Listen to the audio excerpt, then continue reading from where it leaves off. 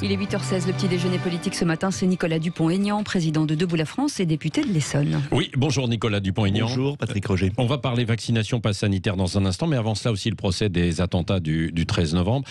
Qu'en attendez-vous en tant que responsable politique ? D'abord, c'est un rappel d'une tragédie. Et je pense aux familles des victimes, je pense aux policiers, à la BRI, à tout ça qui sont traumatisés encore des années après. C'est une tragédie. Alors à quoi sert le procès ? À panser les plaies peut-être des familles, des victimes, et puis à mieux comprendre aussi l'organisation de ce terrible attentat.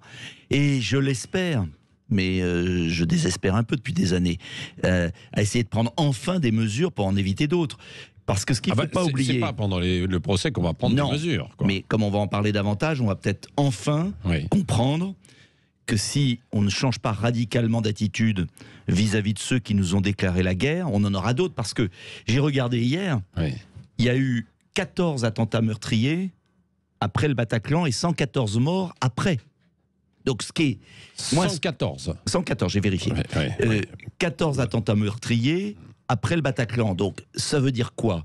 Je me souviens très bien quand il y a eu le Bataclan, après le président Hollande a consulté les présidents de parti. J'ai été reçu par le président Hollande. Je lui ai remis une liste de 25 mesures. Je m'en souviens très bien. Et je les ai regardées aussi hier soir en prévision de cette émission. Eh bien, la quasi-totalité n'ont jamais été mise en œuvre. Quelles mesures, par exemple ? D'abord, rien ne sera possible sans le contrôle des frontières, sans rétablir nos frontières nationales. Les rétablir ou des contrôles ? Les rétablir, parce que c'est une passoire. Deuxième point, on a rapatrié des djihadistes de Syrie. C'est dingue. Troisième point, créer une vraie peine de prison longue.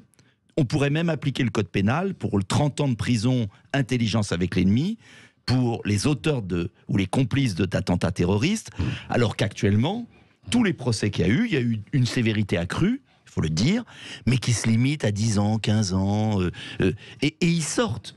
Il y a 64 sorties de mémoire en 2021. Oui, et ce qu'il faut augmenter derrière, c'est la surveillance, quoi, aussi, et les moyens du renseignement. Mais la majorité a refusé. Nous avions proposé le bracelet électronique automatique pour les sorties de terroristes.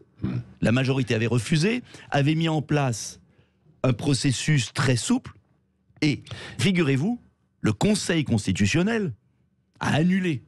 Ça veut dire que on est dans un pays de fous où la majorité et le Conseil constitutionnel. Mais la majorité avait déjà refusé des mesures fermes et avait inventé un dispositif très souple.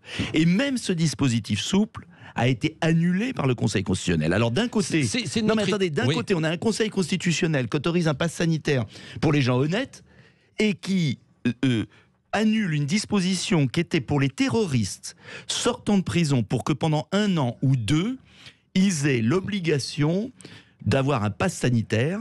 Un bracelet électronique, pardonnez-moi. Bien sûr. Mais ça veut dire qu'on est dans une inversion des valeurs dans notre pays, ahurissante.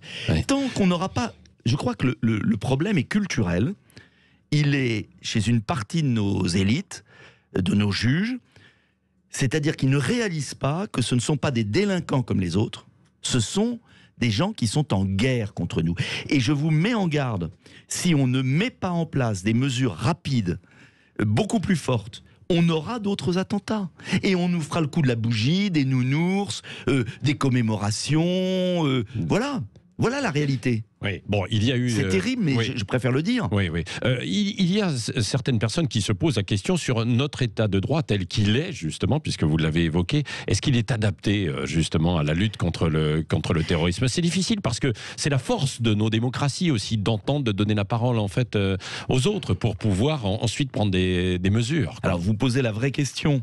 Pour autant, moi, j'ai le sentiment, en regardant ce qui s'est passé depuis des années, qu'on a multiplié, des mesures de contrôle sur l'ensemble des Français parce qu'on se refuse de prendre des mesures beaucoup plus énergiques sur les terroristes. Je prends un exemple. Il y a des fichiers quand même. Il y a des fichiers. Il y a eu des mesures de prise. Il y a eu des progrès de fait. Je ne vais pas dire que tout est acheté. Simplement, je vais vous donner un exemple. Tant qu'on n'enfermera pas ces gens, j'avais proposé les Kerguelen, je maintiens C'est le Guantanamo à la française, quoi. Oui. Ouais. Avec la différence avec Guantanamo, c'est que je propose que ce soit à l'issue d'un procès. Ouais. C'est différent de Guantanamo. Mais tant que les terroristes islamistes qui sont actuellement en Afghanistan, ailleurs, se diront qu'ils peuvent commettre des attentats en France et s'en sortir avec 10 ans de prison, eh ben moi je vais vous dire une chose. On verra quelles sont les peines. Je suis désolé de le dire.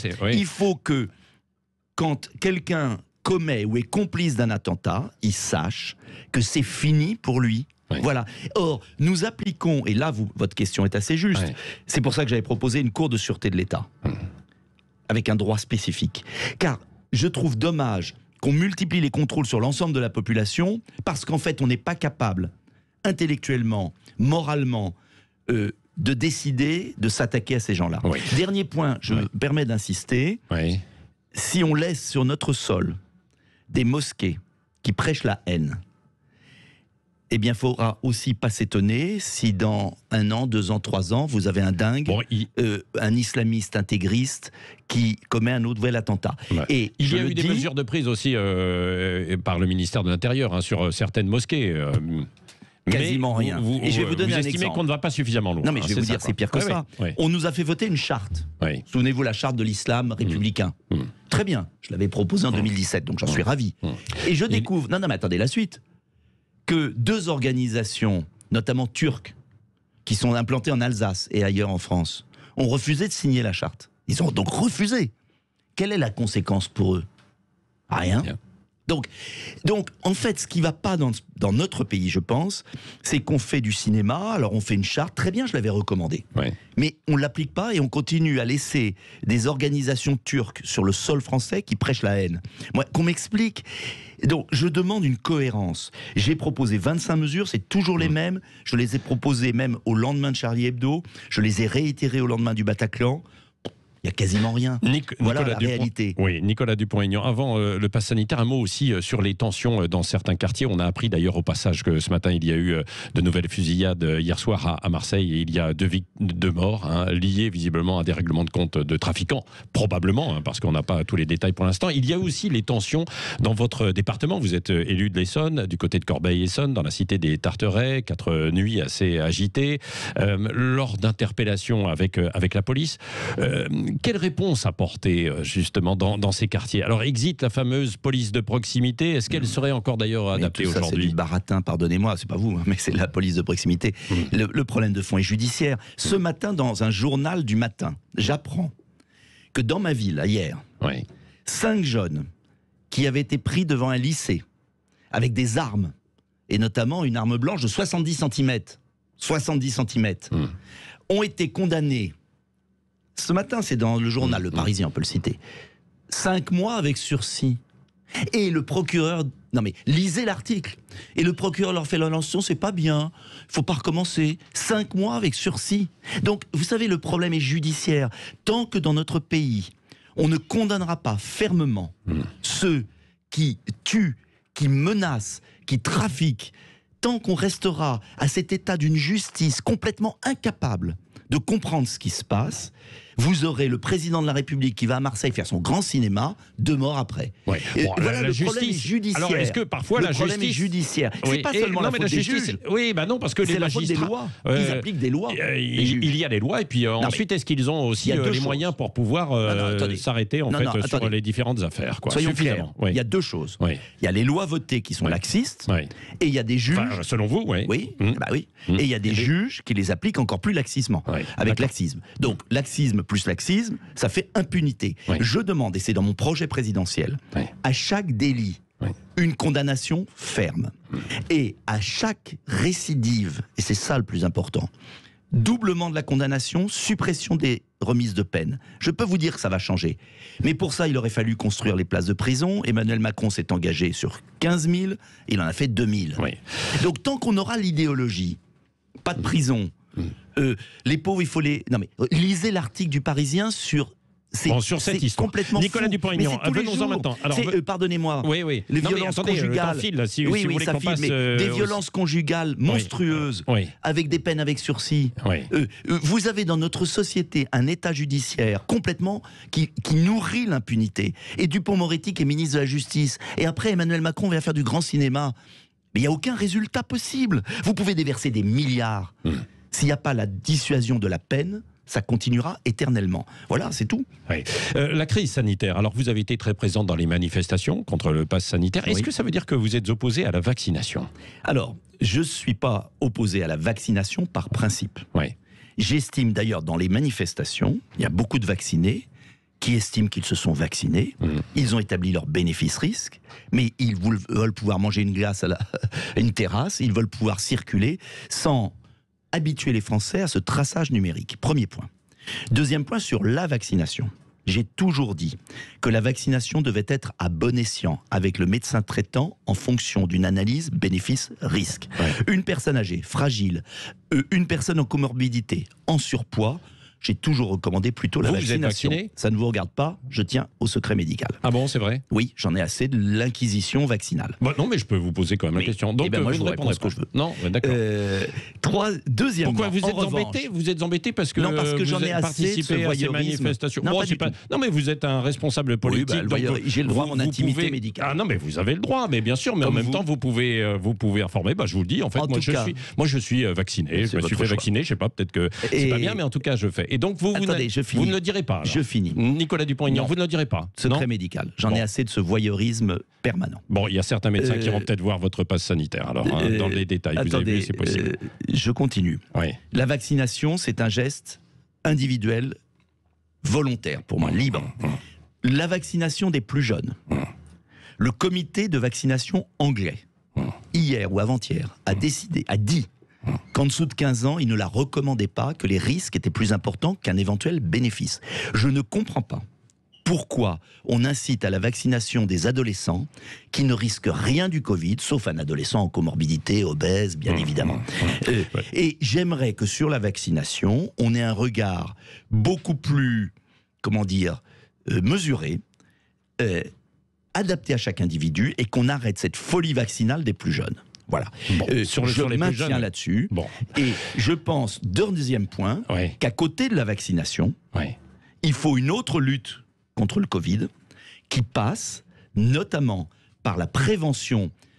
Les gestes barrières et tout. Pas seulement. Non, mais bien sûr. Il est ahurissant que dans notre pays, il n'y ait eu aucune campagne sur la vitamine D qui a existé en Angleterre, car la vitamine D renforce l'immunité naturelle.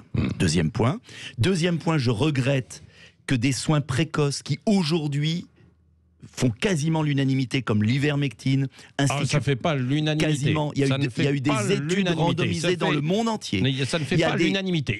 Ça existe, mais bon, il ne faut pas. De plus en plus. Je l'avais dit il y a un an. Il va y avoir de nouveaux traitements. Je l'avais dit il y a un an. On m'a ridiculisé. Non mais attendez, j'insiste, parce que j'ai été traîné dans la boue. Aujourd'hui, même l'Institut Pasteur, il y a énormément de soins précoces qui éviteraient que des gens qui attrapent le Covid finissent en réanimation, qui sont bloqués dans notre pays, qui a une vision complètement manichéenne des choses. Je pense qu'on luttera contre le Covid par une palette de solutions. Dernier point, les purificateurs d'air. L'Allemagne en met dans toutes les classes. Nous, rien.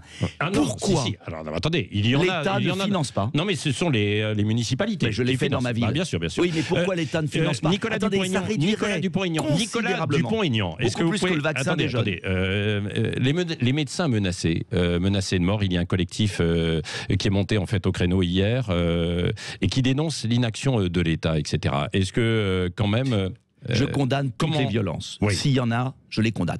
Mais la surréaction du docteur Marty, qui joue les martyrs pour culpabiliser ceux qui manifestent, est indigne. Oui, mais s'il y a des violences, elles doivent être immédiatement punies et condamnées. Menacer de mort des gens qui soignent, même si... ne les manipulons pas trop. Elles sont totalement minoritaires, mais il faut les condamner totalement. Mais ne les instrumentalisons pas. Il y a une dérive dans notre société.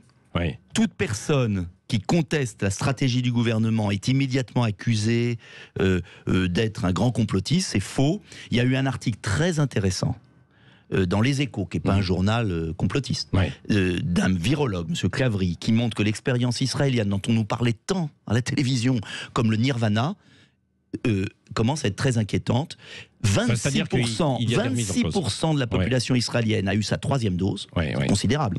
Il y a 150 vaccins pour 100 habitants, et il y a une recrudescence d'épidémie, il y a 2 fois plus de morts par habitant qu'en France, donc on ne peut pas dire que le vaccin est la seule solution. Et le gouvernement continue à faire croire aux Français par une entreprise de propagande indigne que c'est la seule solution, alors que même les pays très vaccinés commencent à en revenir.